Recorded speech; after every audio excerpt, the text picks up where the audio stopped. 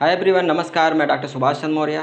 Friend, आप सभी का स्वागत है क्रेजी वेट क्लासेस में। आज जो है बहुत ही इंपॉर्टेंट टॉपिक है, लेकिन बहुत छोटा सा टॉपिक है, लेकिन इसमें कन्फ्यूजन बहुत ज़्यादा रहता है। फ्रेंड, अधिकतर कम्पिटिटिव जो है एग्जाम में जो है क्वेश्चन ये पूछे जाते हैं कि किस तरह का जो है एनीमिया है, जैसे माइक्रोसाइटिक एंड हाइपोक्रोमिक टाइप का anaemia, microcytic and hypochromic anaemia, microcytic and normochromic anaemia, नार्मोसाइटिक and normochromic anaemia.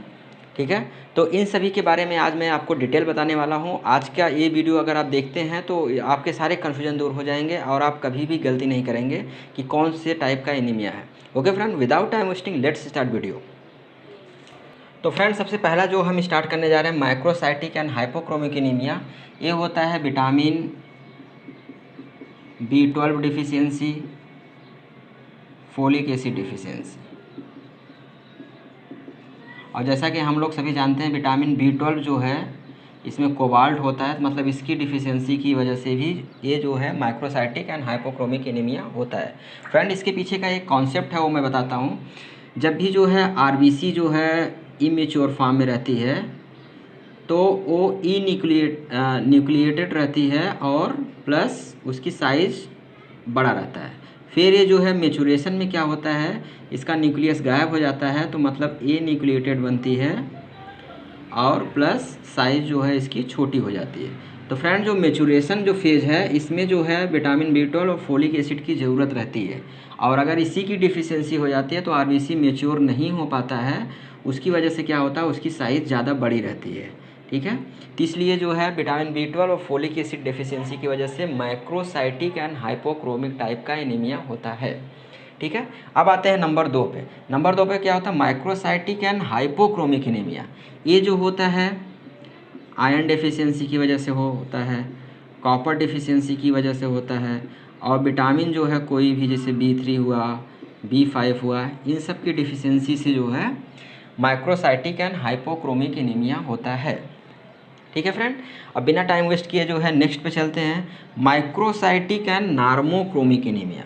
Microcytic and normochromic anaemia जो है ये होता है कोई भी इन्फ्लामेटरी चेंजेज हो, इन्फ्लामेटरी या जो है क्रोनिक, कोई भी क्रोनिक डिजीज रहे तो उसमें जो एनीमिया होता है वो होता है माइक्रोसाइटिक एंड नार्मोक्रोमिक टाइप का एनीमिया होता है।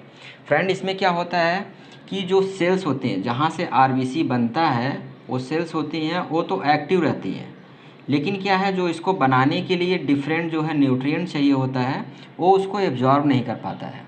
तो उसकी वजह से क्या होता है, आरबीसी का जो कलर रहता है वो तो सेम रहता है, लेकिन साइज़ जो है वो छोटी हो जाती है। Microcytic and normochromic anaemia.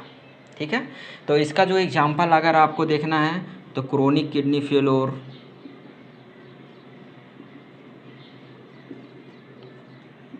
ठीक है, और एक पैरासाइट का एग्जाम ओइसोफैगोस्टोमोसिस।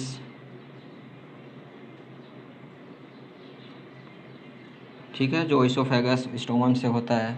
ठीक है, और कोई भी जो है क्रोनिक डिजीज रहे तो उसकी वजह से इस तरह का माइक्रोसाइटिक एंड नार्मोक्रोमिक एनीमिया होता है।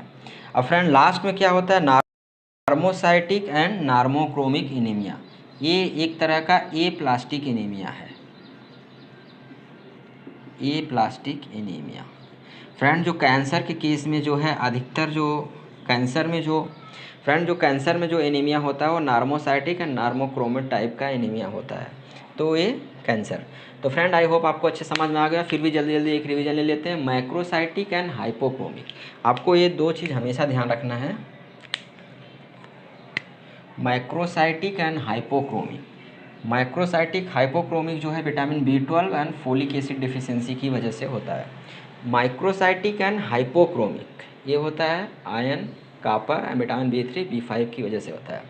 माइक्रोसाइटिक एंड नार्मोक्रोमिक एनीमिया, जैसा कि मैंने बताया इन्फ्लामेटरी या क्रोनिक डिजीज हो उसकी वजह से, जैसे इसमें क्रोनिक किडनी फेलोर हो गया, ओइसोफैगोस्टोमम हो गया, इन सब की वजह से।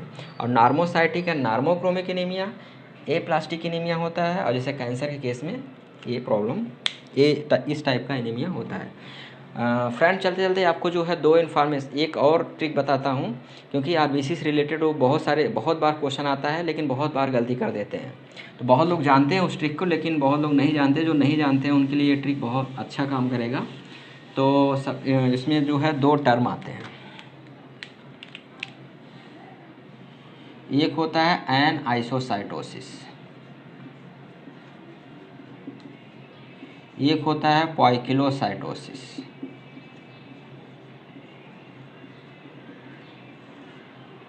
ठीक है, एन आइसोसाइटोसिस, पॉइकिलोसाइटोसिस। एक होता है वेरिएबल इन साइज, एक होता है वेरिएबल इन शेप। जो शेप वाला होता है ये होता है एन आइसोसाइट, ये शेप। और ये वाला जो है सॉरी, जो एन आइसोसाइटोसिस होता है ये होता है साइज, और पॉइकिलोसाइटोसिस जो होता है वो होता है शेप। ठीक है, poikilocytosis variable in shape, anisocytosis variable in size. अब इसमें कन्फ्यूजन कहाँ होता है, ये होता है ये साइज का है ये शेप हो।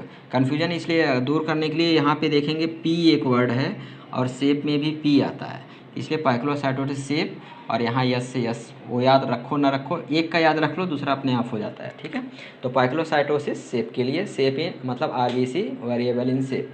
ठीक है, ये आरबीसी के लिए ही यूज किया जाता है। ओके फ्रेंड, आई होप आपको ये वीडियो अच्छा लगा होगा और आपके सारे कन्फ्यूजन दूर हो गए होंगे। मिलते हैं किसी नए वीडियो में किसी नए टॉपिक पे। जय हिंद।